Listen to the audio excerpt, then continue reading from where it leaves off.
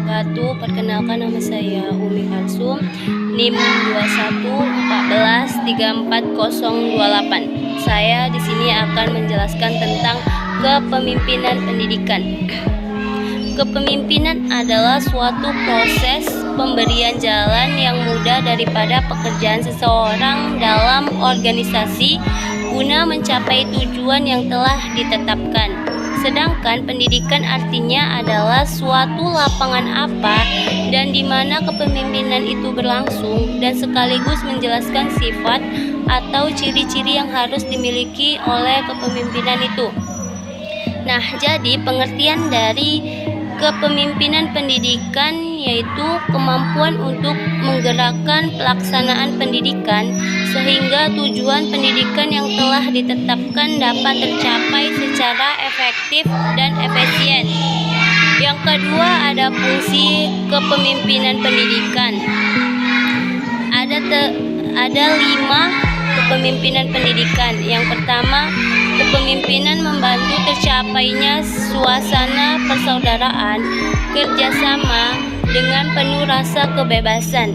Yang kedua, kepemimpinan membantu kelompok untuk mengorganisir diri yang ikut serta dalam memberikan rangsangan dan bantuan kepada kelompok dalam menetapkan dan menjelaskan tujuan. Yang ketiga, kepemimpin membantu kelompok dalam menetapkan prosedur kerja.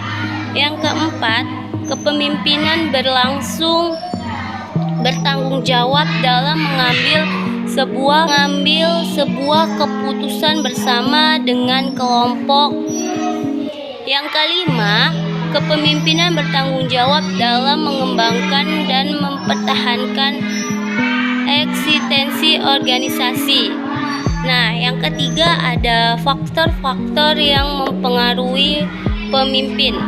Terdapat 4 faktor. Yang pertama, keahlian dan pengetahuan. Yang kedua, jenis pekerjaan atau lembaga tempat kepemimpinan itu berlangsung atau tempat kepemimpinan itu melaksanakan tugas jabatannya. Yang ketiga, sikap-sikap kepribadian pemimpin. Yang keempat, ada sikap-sikap kepribadian pengikut. Yang keempat, ada tipe-tipe kepemimpinan pendidikan.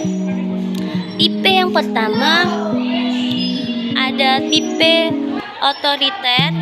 Pemimpin bertindak sebagai diktator terhadap anggota-anggota kelompoknya. Yang kedua, ada tipe laissez-faire. Kepemimpinan itu sebenarnya pemimpin tidak membiarkan bawahannya berbuat sekehendaknya. Dan ada yang ketiga, tipe demokratis. Pemimpin demokratis menafsirkan kepemimpinannya bukan sebagai diktator, melainkan sebagai pemimpin di tengah-tengah anggota kelompoknya.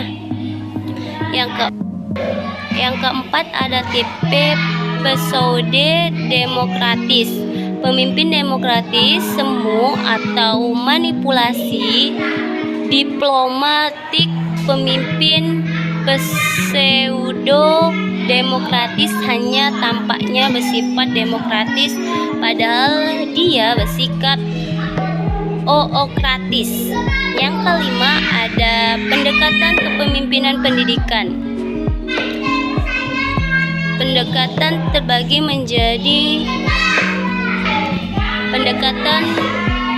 pemimpinan pendidikan terbagi menjadi 4. Yang pertama, pendekatan menurut pengaruh kewajiban.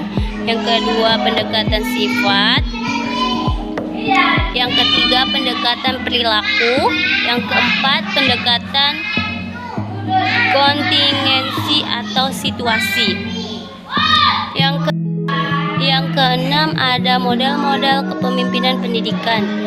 Terdapat 2 model. Yang pertama, kepemimpinan visioner adalah kemampuan pemimpin dalam menciptakan, merumuskan, mengkomunikasi atau mensosialisasikan atau merumuskan.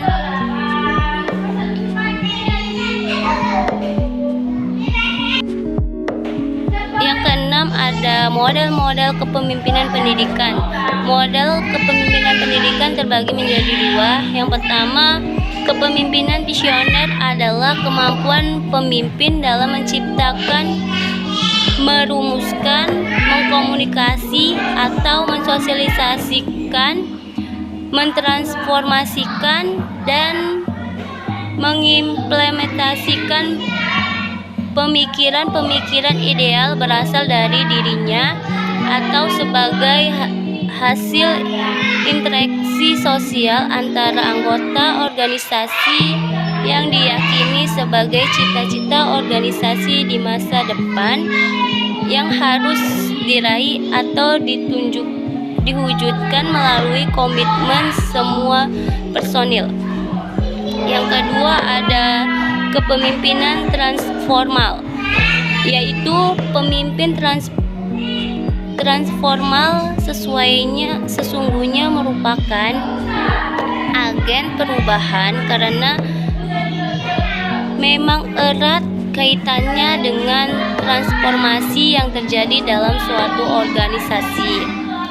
Nah, yang ketujuh atau yang terakhir, keterampilan yang harus dimiliki kepemimpinan pendidikan ada 5. Yang pertama, keterampilan dalam memimpin.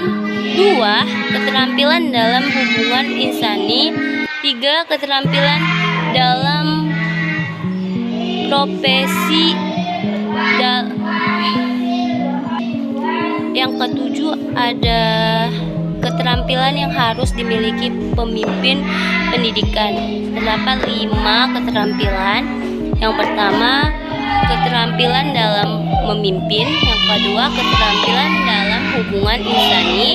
Yang ketiga, keterampilan dalam proses kelompok. Yang keempat, keterampilan dalam administrasi personil. Yang kelima, keterampilan dalam menilai. Nah, dalam diri pemimpin harus memiliki sebuah keterampilan tersebut. Harus 5 keterampilan ini dimiliki dalam diri kepemimpinan. Baik, dari saya sekian penjelasan saya. Saya akhiri, wabillahi taufiq wal hidayah. Wassalamualaikum warahmatullahi wabarakatuh.